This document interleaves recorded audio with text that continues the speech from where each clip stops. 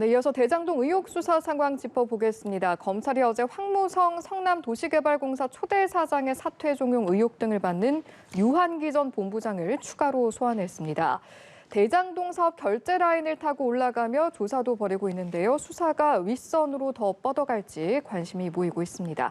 서울중앙지검에 나가 있는 취재기자 연결합니다. 박소주 기자.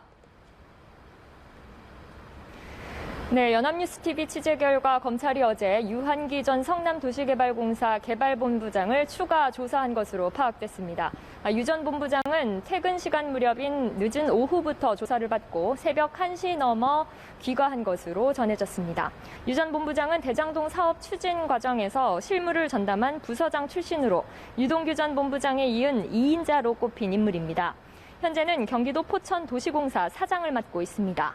유 전 본부장은 지난 2015년 2월 화천대유가 설립되는 시점에 맞춰 황무성 당시 성남도시개발공사 사장에게 사퇴를 강요한 의혹을 받아왔습니다. 황 전 사장에게 시장님의 명의라며 사퇴를 압박하는 녹취록이 공개되면서 윗선 개입 의혹이 커졌는데요. 유 전 본부장은 이와 관련해 이재명 더불어민주당 대선 후보와 정진상 선대위 비서실 부실장, 유동규 전 본부장과 함께 직권남용과 강요, 선거법 위반 등의 혐의로 고발된 피고발인 신분이기도 합니다.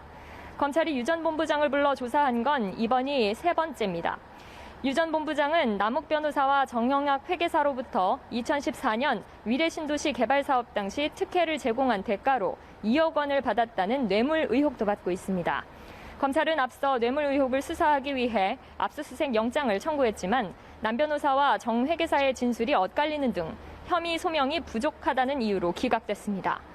유 전 본부장은 사퇴 종용의 윗선 개입 의혹과 뇌물 의혹을 모두 부인하는 입장입니다.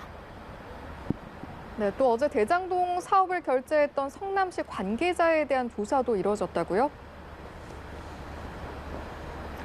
네, 수사팀은 어제 대장동 사업의 인허가를 담당했던 성남시 도시개발사업단의 단장 이모 씨를 불러 조사했습니다. 전날 김모 전 도시재생과장을 불러 조사한 뒤 이튿날 바로 위인 단장을 조사한 건데요. 두 사람은 모두 성남시가 작성한 대장동 개발사업 계획 보고서에 서명한 인물입니다. 검찰은 앞서 해당 문건에 서명한 실무자들부터 비서실장까지 불러 조사했는데요. 이제 결제 라인에서 남은 사람은 정진상 전 정책실장과 부시장, 그리고 시장 정도여서 윗선 수사가 조만간 군수령을 맞이할지 관심이 쏠리고 있습니다. 한편 검찰은 어제 수사에 적극 협력해온 정영학 회계사를 추가 소환하고 화천대유의 양모 전 전무를 불러 조사했습니다.